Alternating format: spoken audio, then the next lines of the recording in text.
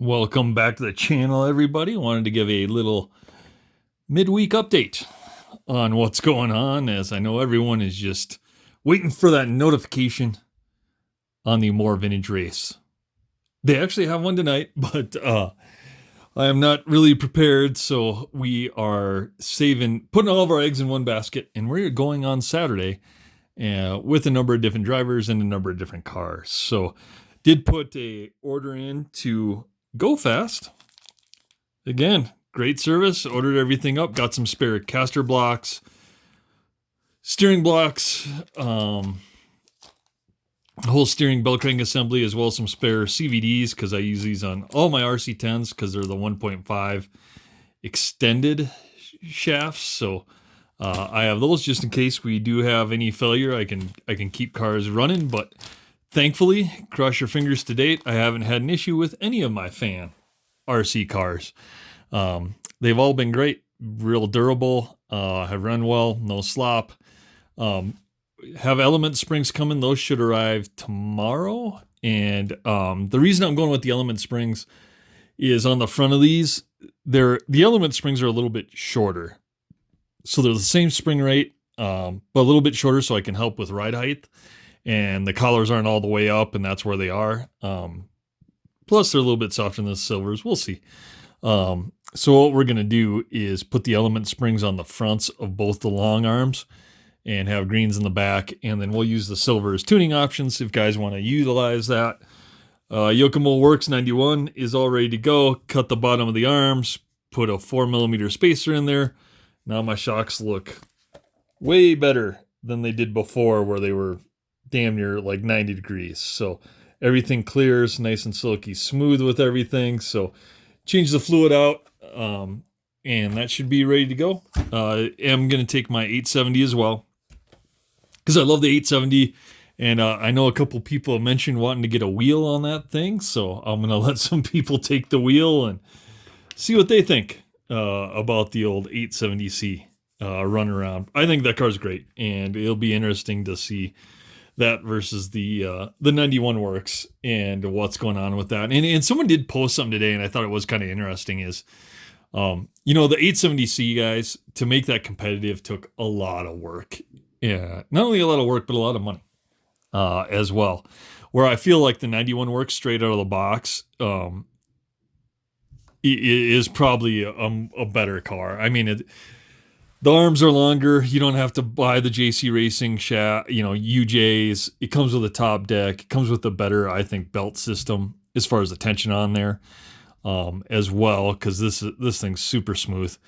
And like I said, I didn't have to replace the tie rod ends. I just did to make it look cool and stuff. And, the bell crank with the sniffer and stuff in it. But I think out of the box, the 91 Works is probably the way to go if you're going to be doing some racing. But not to bash my 870C. I mean, I already got the money invested in that, and that's going to be the car I take to Las Vegas this fall for the Associated Vintage race. I may put the 13 mil big bores off this. We'll see on there, because that's got 12 mil big bores and not the 13 mils like the 91 Works. But we'll run the 91 Works, see what we think. But I'm interested to see if there's going to be a huge difference or not, since they're based off the same chassis.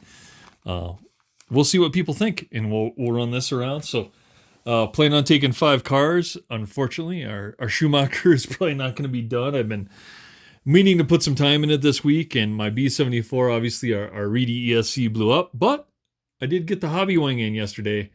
Got that all soldered in there, so if you can't see in the back there, that thing is ready to go now. Plug my programmer into it, got it to the off-road setting, got it to a 17.5 brushless setting that I want, and that thing is ready to go, even though I don't plan on racing it really anytime soon, but it's ready. So my ADD can stop, and I can rest a little bit easier. But I may start on the Schumacher here, maybe tomorrow. Maybe tomorrow on Friday, and do a little bit of work on it this weekend. We'll see. I mean, maybe I'll take Friday off work and really try to put some time in that thing to see if we can get that thing ready. I don't think it's not going to be ready by this weekend. I can guarantee it. But I do have a speed controller for it. I ordered a servo. and that should arrive tomorrow for that thing. And like I said, should be ready to go fairly quick. So we'll run that before the track change it more. And like I said, we'll time all these out, see where they land, and see who's turning the fast laps with the old cars. And like I said, I'm even going to take the old B7 out and get some lap time on that as well, just to see, hey, same track, same batteries, same electronics virtually and stuff, and see, our new car is really that much better, and what's the gap. And like I said, from our RC10, our fan graphite, to our associated B5, there was not even 5 seconds difference, 3 seconds, because it was a 507 compared to a 504 at 20 laps. So while I felt the B5 was a much better car, I unfortunately was not a much better driver, and it is what it is. So I would like maybe to take another shot at that car on the same track. So I may take my B5 here.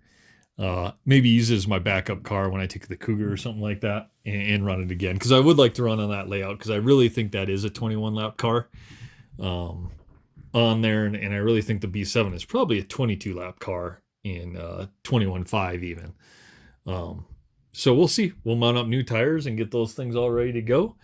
But everything else is ready to go. So I'll have maybe an update video here in the next day or two on some other things, but all of our stuff's ready to go. And then look for a number of shorts and videos on Saturday and probably Sunday from the vintage race here at MHOR. Like right now, what they're doing is that they have one class. They're, depending on the entries, they're going to divide it out, to 2-wheel drive, 4-wheel drive, and maybe stadium truck. Right now, there are no motor limits, so I'd anticipate you might see a few 17.5 cars in there. As far as 2-wheel drive, and you might see even 10.5 4-wheel drive cars. And that I'm not concerned about. I'm just more concerned about getting some comparable lap times and seeing, hey, is a Dragon Punch double deck chassis $2,000 car that much better than a Fan RC Graphite? And right now, I'd probably say no. I don't think the lap times are going to reflect that.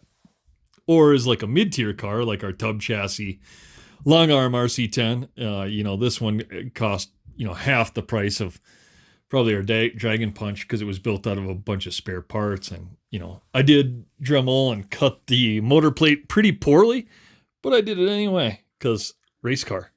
But this thing's ready to go, and got our batteries in there. Dragon Punch shipped out their stuff right away. So the battery's in there. Got some spare shock towers just in case too, front and back for the cars on there. We are going to probably adjust some stuff, maybe adjust the droop a little bit on our cars a little bit, because we don't need that much at MHOR. So may revise that a little bit. We'll see. Either through front limiters, maybe on there. But that's the update. Again, thank you, and spend your money at Go Fast Hobbies. They do a tremendous amount of support for the RC world, ship stuff fast. Same with Hobby Action down in Arizona. And those guys have been great. I've never had an order screwed up. They've all came super fast within 2 to 3 days here to Denver. Couldn't be happier at the service that they're turning out. And race your vintage cars, and look forward to an update soon.